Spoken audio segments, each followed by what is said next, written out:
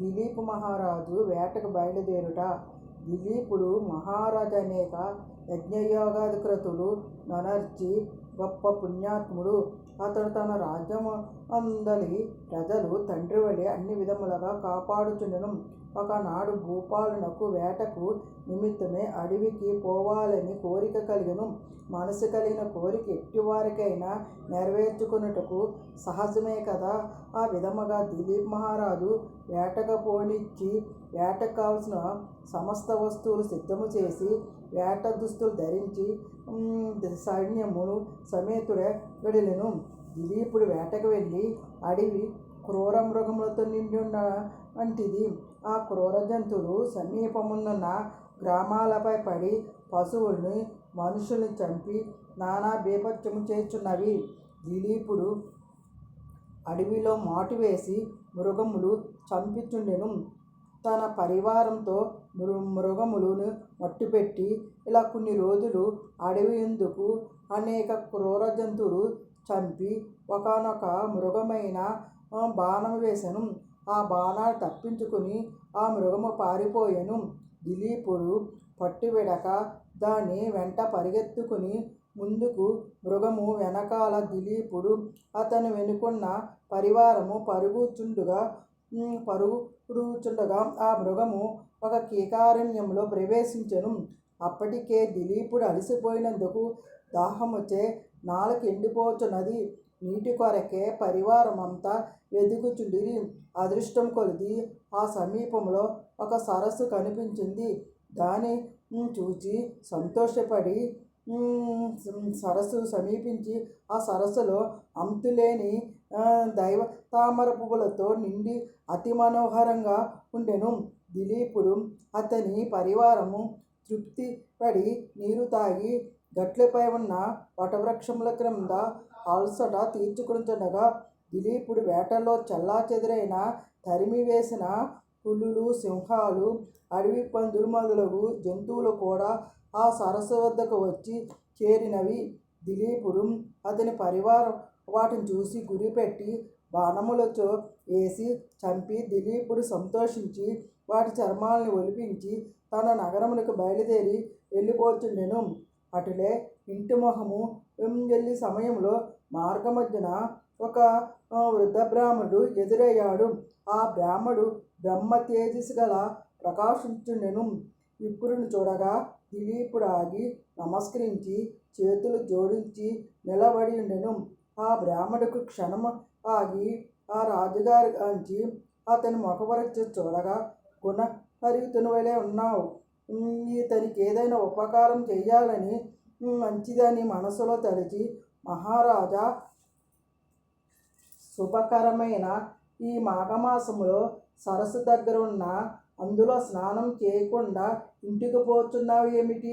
మాఘమాసం యొక్క మహత్యం నీకు తెలియదా అని ప్రశ్నించెను.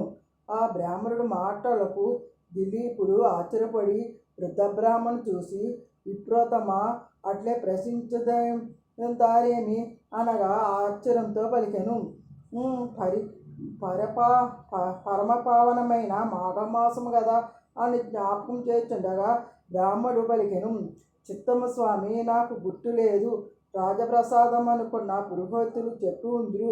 నేను మృగయాట వినోదముకు వచ్చి అడవిలో కొద్ది దినములు ఉండవలన నాకు విషయము జప్తికి రాలేదు. కావున మాఘమాస మహత్యము నెరవేర్సిందిగా ప్రార్థించుచున్నానని దిలీపుడు వేరుకొండెను. రాజా, నా సరస్సులో ఉన్న స్నానం ఆచరించి శుచైన ఇంటికి రా. ఆ పిమ్మట మాఘమాస మహత్యము గురించి తెలుసుకుని విధముగా చెప్పుతాను అని ఆ బ్రాహ్మణ పలగా సరస్సు నుంచి వెళ్ళి స్నానమాచరించి వచ్చెను. ఆ బ్రాహ్మణుడు దిలీపుని దీవించి, రాజా, సూర్యవంశము గురువైన వశిష్ఠుల వారు అప్పటికప్పుడు మీ కడకి వచ్చుచున్నారు కదా. అతను వల్ల మాఘమాస మహత్యం గురించి తెలుసుకొనమని ఆ మహామునికి తెలియనిది ఏదీ లేదు, కానీ అటులే చెయ్యి అని చెప్పి బ్రాహ్మడు తన దారి తాను పోయాను. దిలీపుడు వశిష్ఠుల దగ్గరికి వచ్చిపోవుట. దిలీపు తన పరివారంతో నగరముకు చేరి పదే పదే బ్రాహ్మణులకు మాట జ్ఞప్తి తెచ్చుకుని ఎటులో ఆ రాత్రి గడిపెను. మరునాడు ప్రాతకాలము లేచి కాలకృత్యములు తీర్చుకుని ఉడుపులు సకల ఆభరణాలు ధరించి మంత్రి అంతటాలోకి వశిష్ఠుల వారి దర్శనముకే ఆశ్రమునికి వెళ్ళాను.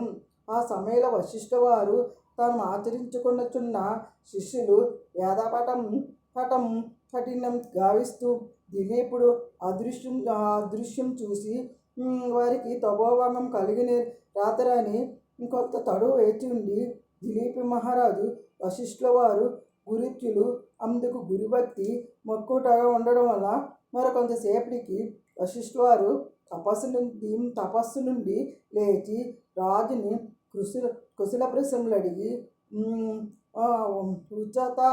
ఆసనం మీద కూర్చోబెట్టి వచ్చి రాకకు కారణం ఏమిటని అడిగాను. దిలీపుడు వశిష్ఠుతో ఋషి తమ వలన నేను అనేక రాజధరములు పురాణహాసములు విని సంతృష్టిపడింది, కానీ మాఘమాస మహత్యము కానీ ధర్మము కానీ తెలియనందుకు ఆ విషయములు తమ నుండి తెలుసుకోవాలని తన వద్దకు వచ్చి పరమపావనముగా మంగళప్రదముగా ఆయన మాఘమాస మహత్యం గురించి వివరించవలసిందిగా కోరుచున్నాను. అవునా మహారాజా, నీ కోరిక సమంజసమైనది. మాఘమాసము యొక్క మహత్యము ప్రతి ఒక్కరూ తెలుసుకుని తరించవలను ఆవశ్యకత ఎంతైనా ఉంది. మాఘమాసం యొక్క మహత్యము వర్ణించటం చూడ సఖ్యము కాదు. ఇతర దినములు చేయి క్రతువుగా యోగములు కానీ ఇవ్వవలసిన ఫలము కేవలం మాఘమాసంలో చేయి స్నానము వలన గొప్ప ఫలము కలుగును. అటువంటి ఫలం ఇచ్చే మాఘమాసం యొక్క అన్ని విధములుగా శుభప్రదమైంది. ఈ మాఘమాసం యందు చేయే నదీ స్నానం వలన మనుజుడు పుణ్యాత్ముడే అగుచుండును. అంతేకాక మాఘమాసం యొక్క అన్ని విధాలలో పుణ్యప్రదమైంది.